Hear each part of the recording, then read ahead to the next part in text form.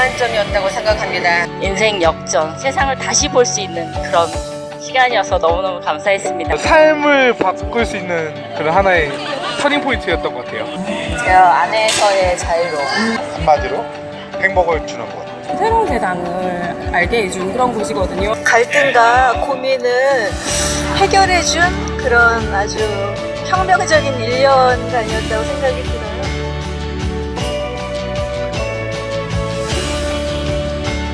타인의 입장에 대해서 생각해보고 그리고 다양한 관점에서 그런 사건을 바라보게 됐어요. 치열한 그런 개념에서 같이 공생공존하는 그런 개념으로 많이 바뀌었습니다. 작다고 생각했던 것들이 정말 컸고 크다고 생각했던 것들이 정말 크지 않았어요. 제 주변의 모든 사람들이 정말 감사하고 소중하고 존경스럽더라고요. 좀 긍정적으로 뭔가를 볼 수 있는 것 같고 항상 조금 더 밝아지려고 생각하는 거.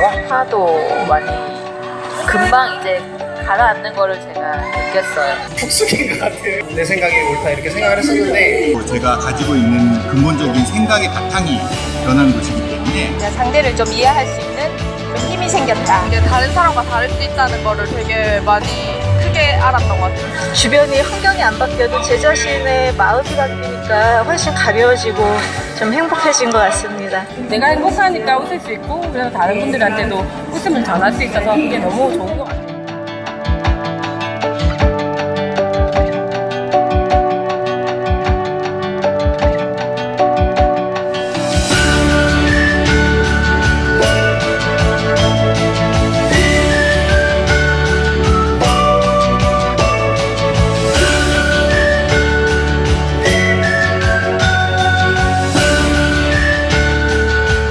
내가 사랑하는 사람, 아파하고 있는 내 친구들, 그들에게 꼭 추천해보고 싶습니다.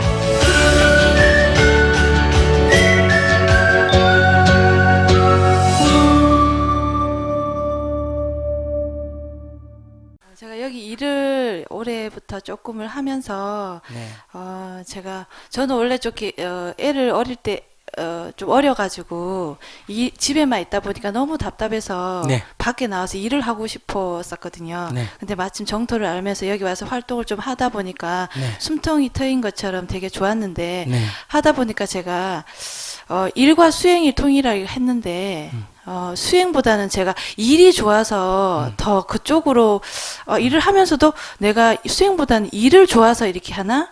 내가 일을 집에 너무 이렇게 아이들과의 생활을 몇 년 3살 때까지 키우라 그래서 그거 키운다고 집에만 있다가 나오니까 너무 좋아서 여기서 이렇게 일하는 게 너무 좋거든요. 근데 여기서는 일만 좋아서 하는 곳이 아니잖아요. 수행이 목적인데 하다 보면 일이 좋아서 하는 것 같아서 제가 방향을 좀 하면서도 내가 성질을 다 올라오면서 일을 하니까 일이 좋아서 여기 일에 기뻐서 하는 것 같아서 제가 좀 고민스럽거든요. 네. 자기가 그러니까 일이 좀 그냥 일하면 돼. 근데 그러다 보니까 이 봉사 시간은 이제 이렇게 오전에 좀 있고 특별한 일주일 내내 있는 게 아니라서 그래서 자꾸 봉사는 시간이 며칠 안 되니까 자꾸 바깥 일을 하고 싶은 생각이 자꾸 들어서. 몇 살이야 아이가? 지금 올해 8살, 6살 두 명 있습니다. 그럼 일해도 돼요. 6살, 8살이면 아기도 돌봐야 되지만 일을 파트면 좀 해도 괜찮아요. 근데 여기는 일거리가 없나? 있기는. 딱 봐놨다가 일을 많이 줘. 자기가 일 때문에 못 키운다는 소리 나올 때까지. 근데 이제 일을 한다고 수행이 안 되고 그게 아니고 자기가 일하면서 자기 속에 불편함이 생기면 이건 누구 문제라고? 제 문제. 그러니까 네가가 아니라 내 문제다 이 말이야. 그걸 늘 보고 일하는 속에 불편함이 없고 애들 키우면서도 불편함이 없을 때 그러니까 집에만 있으면서 답답해하면 아이들에게 답답함의 까르마를 줘. 무슨 말인지 알겠어요? 네. 자기가 아이들 키울 때 늘 밝은 얼굴로 이렇게 하면 아이들의 마음이 밝아지는 거예요. 그러니까 아이들 옆에 있다고만 좋은 엄마가 아니다 이 말이야. 그러니까 지금 3살이 넘었으니까 뭐가 되든 아이들의 모델이 돼야 되는데 자기가 밝아야 애들이 밝아지는 거예요. 여기 나오면 자기가 좀 밝아지면 그게 즉 여기 나오는 게 아이 키우는 일과 다름없다. 엄마가 애에게 먹을 거 주고 입을 것만 주는 게 엄마 역할이 아니에요. 네. 그럼 뭐 돼지 먹이 주고 닭 먹이 주는 거나 무슨 차이가 있겠어. 그게 핵심이 아니라 엄마가 항상 삶을 기쁘게 생각하고 긍정적으로 이렇게 사물을 받아들이는 자세야말로 미래 아이들에게 가장 큰 선물이다 이런 얘기예요. 네. 그러니까 여기 와서 그런 걸 배워가. 직장 다니면 자기 또 돈에 집착하거나 일에 집착을 하면 또 시간이 처음에는 좋지만 시간이 지나면 스트레스 받을까 안 받을까?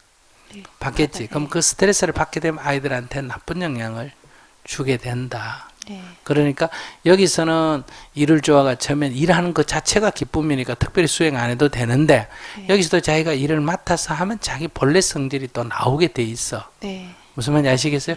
그럼 그거를 이제 가지고 수행을 해야지 그냥 절에 와가 막 절만 한다고 그게 수행이 아니다. 네. 자기 까르마 업식을 보고 자기 성격을 성질을 보고 네. 불편한 마음을 보고 거기로부터 자유로워지는 것을 뭐라고 한다?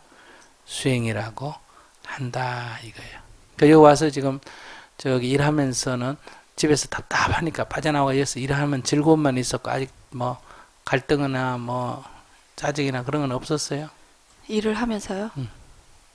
일을 하면서 그런 적도 있긴 한데 제 스스로 그냥 좀 푸는 편이라 어떻게 저는 풀었어? 상대를 이해하려고 그럴 수도 있겠지 하고 거기에 그래, 매이지 그게 않으려고 수행이에요. 그렇게 해서 수행을 하세요. 예, 그게 그건, 수행이에요. 예, 여기서는 그런 부분이 되긴 하는데요. 저기 이 두 번째 질문은 제가 좀 가정적인 얘기인데 집에서는 남편한테서는 좀 그게 안 돼서 예. 제일 큰 숙제가 지금 애들도 이제 어리니까 모델이 되라고 하셨는데 지금은 어떤 문제 갖고 남편한테 안 돼? 자꾸 남편을 자꾸 무시해요, 제가. 예, 좀 이렇게 제가 되게 잘난 남자를 고른 건 아니에요. 그냥 편안한 남자를 골라서 결혼을 했는데 그 편안함에 이제는 좀 이렇게 왜 이 사람 이거밖에 안 되지라는 게 자꾸 무시가 되고 제가 저희 친정 아버지도 친정 엄마를 조금 무시하는 그게 있었거든요.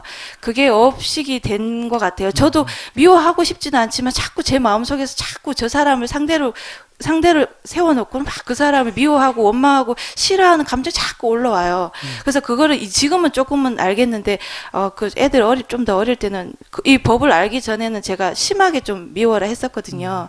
그래서 지금은 되게 너무 미안한 마음도 있고 이제 남편을 그 정도까지는 아니지만 그래도 그런 마음이 자꾸 올라올 때마다 제가 자신이 보이긴 하는데 그래서 제 자신을 돌아봤을 때 저한테서 우리 부모님의 제가 엄마를 힘들게 한 아버지를 제가 대신 미워라 했었거든요. 그 음식을 제가 그대로 받아서 이렇게 힘들구나. 그래서 부모님한테 참여도 했는데 그게 좀 잘 안 벗어지고 그래서 제가 또 제 속에서 어떤 무시의 당함이라든가 제 억울함이 있었나라고 돌아보려고 해도 그걸 아직 잘 못 찾았어요. 그래서 남편을 이제 그렇게 옛날처럼 미워하고 이런 정도까지는 아니지만 아직도 그 있다는 거에 아직 못 벗어났다는 거에 그게 있고 지금 좀 사랑할 수 있는 눈으로 볼 수는 있긴 한데 존경하는 마음이 요즘에 제가 기도가 남편을 존경하게끔 마음을 나게끔 마음이 일어나게끔 부처님한테 기도를 하는데 그게 잘 안 돼요. 이 업식 자체가 너무 이렇게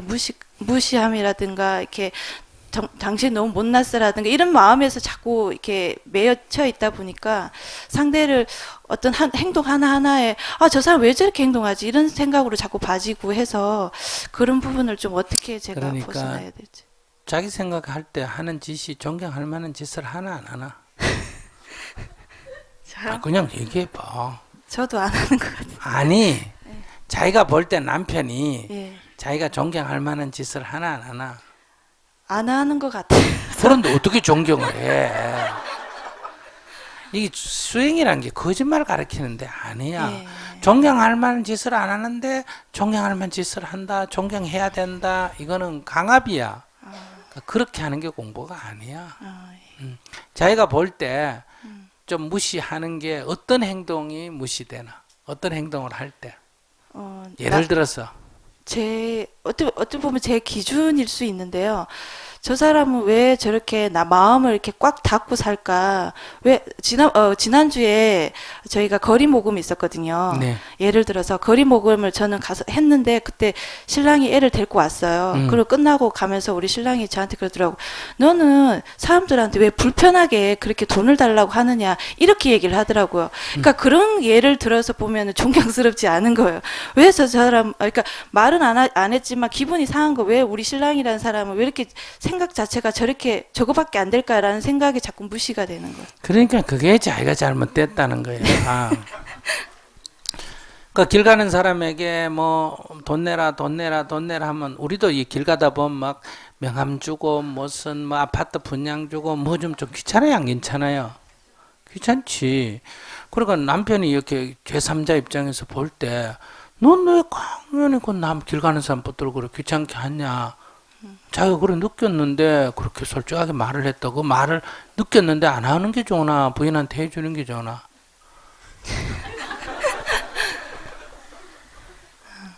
그러니까 자기가 지금 마음을 닫고 있는 거지 남편은 닫고 있는 게 아니지. 남편은 다만 그렇게 본인이 그렇게 느꼈다는 그러니까 하지 말란 얘기가 아니고 자기가 볼 때 그렇게 느껴서 왜 길 가는 사람 불편하게 하느냐. 그러면 자기가 마음을 열어놨으면 아 당신이 볼 때는 그렇게 보였습니까? 나는 북한 아이들을 돕는다고 잘한다고 열심히 했는데 당신 얘기 들으니까 그 사람들이 좀 불편했겠다 이런 생각도 좀 드네요. 다음에는 모금은 하더라도 상대가 좀 덜 불편하게끔 내가 한번 해볼 테니까 당신 다음에 나와서 한번 봐요. 좀 변화가 있는지. 예를 들면 이게 상대 주장을 받아주는 거란 말이에요. 무슨 말인지 아시겠어요? 네. 남편이 느껴서 그렇게 얘기하면 아 당신 보기에 그렇게 보였습니까? 이렇게 얘기하고 저는 잘한다고 했는데 당신 보기에 그렇게 보였어요? 그러면 다음에 내가 조금 덜 불편하게 한번 해볼 테니까 당신이 그럼 한번 평가해 주세요. 이렇게 얘기하면 관계가 얼마나 좋겠어. 근데 그게 자기가 픽 틀어져가지고 기분이 나빠가 입 꽉 다물고 와놓고 누구 보고 속 없다고? 남편 보고 속 좁다고? 그래서 내가 구체적으로 자꾸 얘기하라는 거예요. 그냥 남편이 뭐 아까 말하던 마음이 막혀있고 어쩌고. 근데 그게 다른 사람이 그렇게 얘기를 하면 상대가 그렇게 생각할 수 있구나 한데 제 큰 숙제가 내 남편이 그렇게 얘기하면 그게 안 받아지는 게 그 숙제거든요. 그러니까 안 받아지는 건 남편 문제예요, 자기 문제예요. 제 문제입니다. 근데 왜 남편을 무시해? 자기 문제면 자기 과제를 삼아야지. 그러니까 자기가 생각할 때 남편이 존경할 짓을 못한다라고 생각한 건 그냥 놔놓고 남편을 존경하게 하겠습니다 할 때 이건 아무런 기도를 10년 해봐야 속가가 없다 이 말이야.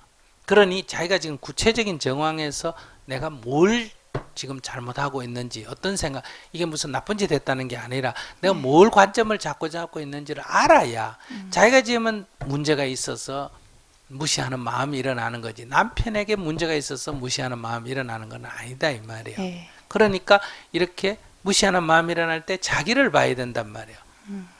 무슨 말인지 아시겠어요? 네. 그렇게 자기를 보면 아유 또 내가 내 관점이 사로잡히구나. 네. 내 관점이 사로잡히니까 나도 모르게 뭐다. 내 관점이 사로잡히니까 상대가 잘못했다는 생각이 들고 잘못하니까 무시하는 마음이 일어나는 거란 말이에요. 네. 그러니까 그렇게 공부를 해야지. 네. 좀 더 다녀야 되겠다. 불교대학은 나왔어요? 네, 이번에 졸업했습니다. 경전반은? 경전반 올라갈 생각입니다. 학벌만 자꾸 늘릴 거예요.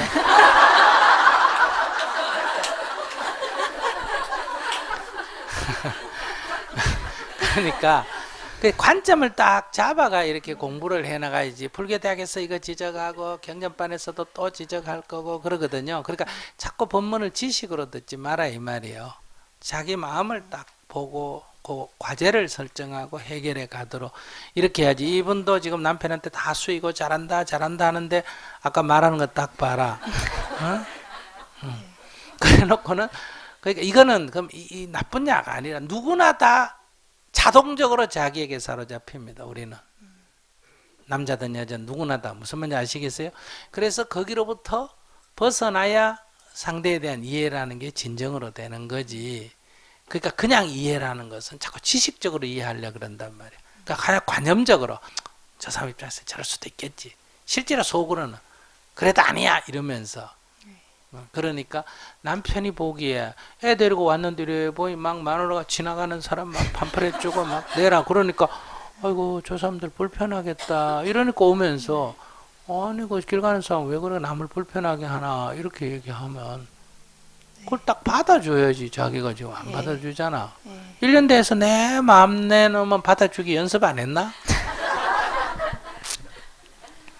그러니까 이제 남편한테는 이게 잘 안 돼요. 그러니까 여기 와서 수행하는 것보다 남편하고의 해결이 되는 게 이게 진짜 수행이에요. 왜 가까이 있으면 자기도 모르게 방심하면 이게 자기한테 더 사로잡히기 때문에 그래. 그러니까 남편을 내가 수행이 됐나 안 됐나의 평가는 누하고 만났을 때 이게 해결이 됐냐 안 됐냐를 남편하고 만났을 때 이게 해결이 되면 된 거고 안 되면 안 된 거고 이렇게 잡아야 돼. 예. 알았죠? 남편을 좀 더 이렇게 사랑하고 존경할 수 있는 그런 말 하지 마라. 자꾸 도덕적으로 접근하면 안 된다니까. 사랑이 안 되는데 어떻게 사랑을 하고 존경이 안 되는데 어떻게 존경을 해. 그러니까 남편을 존경한다고 하지 말고 아 내가 남편 마음을 못 받아줬네 이렇게만 살피고 참여하란 말이야. 그래서 그거 자기가 자기 꺼풀이 벗겨지면 저절로 마음에서 존경심이라는 게 일어나는 거지. 존경해야지 하는 거 이건 독재라는 강압이란 말이에요. 그럼 속에서 반발이 생긴다니까. 네. 그러니까 누군가를 존경하라고 말할 수가 없어. 법륜스님 존경해라 이러면 안 된다니까. 남의 마음을 왜 자꾸 컨트롤하려고 그래. 자기 마음도 컨트롤하려고 그러면 안 돼. 그러니까 이해해서 나아가면 나중에 존경이 되면 저절로 일어나고 존경이 되면 존경하고 존경이 안 되면 안 하면 되는 거지. 왜 존경해야 될 이유가 뭐가 있어요. 그러니까 부처님을 믿어야 된다. 그런 말 하면 안 돼. 믿어지면 믿어지는 거고 안 믿어지는데 자꾸 믿어라 그러면 그건 독재 아니에요. 독재. 정신적 독재라는 거예요. 그러니까 자꾸 불법을 공부하다 보면 부처님에 대해서 어떤 생각이 들어? 불교 공부하다 보면 이야, 굉장한 분이다 이런 생각 안 들어? 네. 그 당시에 어떻게 딱 질문할 때 문답할 때 보면 귀가 차잖아. 그러니까 자연적 마음에서 그분에 대한 존경이 일어나고 그래서 그 상귀 할 때 전에는 입으로만 하다가 부처님을 찬탄하고 공경합니다. 저절로 입에서 찬탄이 나오는 거. 그러니까 귀가 되는 거고 그 부처님 법 만난 것을 기뻐하니까 진짜 기뻐되는 거지. 억지로 주입식으로 해서 되는 건 아니란 말이에요. 그러니까 너무 이렇게 어떤 목표를 정해놓고 자꾸 접근하려지 말고 그냥 되는 만큼 믿어지는 만큼 믿고 이해하는 만큼 이해하고 또 넘어가면 다음 단계에서 또 깨달음이 깊어지고 그럼 또 이해의 폭이 넓어지고 그러면 믿음이 깊어지고 이렇게 나아가는 거지. 아니 다른 종교나 불교든 천주교든 기독교든 다니면서 지금까지 또 그런 게 싫어가 종교도 안 가지고 했고 또 그런 거 다니다가도 그런 게 싫어가 여기 왔는데 여기까지 와서 또 그렇게 할 필요가 뭐가 있어. 여기서는 사상의 자유를 누리라니까. 무슨 말인지 아시겠어요? 억지로 하지 말란 말이에요. 억지로. 다만 과제가 있을 때 억지로 하지 말라니까 또 싫으면 안 해버리는 걸 말하는 거 아니야. 싫을 때 이걸 하나의 과제를 생각하고 내가 이것을 스스로 극복해야지. 이렇게 과제를 잡고 해야지. 막 싫어도 억지로 막 이를 악다물고 하고 막 좋아도 억지로 참고 이렇게 하는 게 공부가 아니야. 그건 고행이야. 네. 그러니까 좋음을 보고 그러나 과보가 나쁘니까 멈출 줄 알아야 되고 싫음을 보고 여기에 싫음에 쫓겨다니면 내가 싫다고 내가 안 하면 그 쫓겨다니는 거잖아. 그지? 내가 여기로부터 자유로워야 되겠다. 이렇게 과제를 설정하고 그것을 넘어가고 이렇게 해야 돼. 네. 그렇게 해서 공부를 해보세요. 한 3가지만 시간이 있으면 남편 얘기 들어보면 이제 한 가지만 딱 봐도 벌써 자기가 무시하는 거야. 남편이 문제가 있는 게 아니란 말이야. 네. 어느 남자가 저기 아내가 모금 운동 하는데 애들 손잡고 와서 구경해주는 남자가 10명 중에 1명 있나 없나? 저런 게 문제라니까. 자기가 말하는 존경할 만한 남자 같으면 그거 올까 안 올까? 오지도 않아. 그러니까 아이고 애들 데리고 와줘서 고마워요 이렇게 말할 줄 알아야지. 자기 경상도 여자가 네. 그럴 줄 알았다. 그러니까 자기가 그걸 받아줘야지. 자기가 지금 안 되는 거야. 무슨 말인지 아시겠어요? 네. 그러니까 그거 참 다른 신도들하고 다 배라. 그런 애 손잡고 그것까지 오는 남자가 10명 중에 1명도 안 되면 고마운 남자잖아. 고맙게 느끼면 나중에 존경은 저절로 일어나는 거야. 네. 자기가 지금 고맙게 전혀 안 느끼잖아. 저런 거를 경상도 말로 뭐라 그런지 알아요? 호강에 받쳐가 요강 깬다 그래. 그렇게 자꾸 이렇게 알아가면 이제 저절로 사랑하는 마음이 저절로 일어나야지. 사랑해야지 이러면 안 돼. 사랑해야지 이 말은 싫다는 얘기야. 그러니까 저절로 일어나고 좋아하는 마음이 일어나면 존경도 일어나고 또 꼭 존경 안 해도 돼. 왜 존경해야 돼 사람을.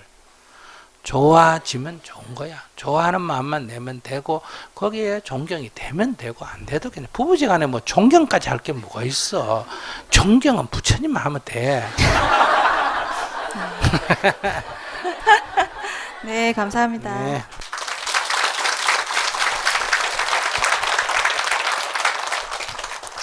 정년 열심히 하세요. 네.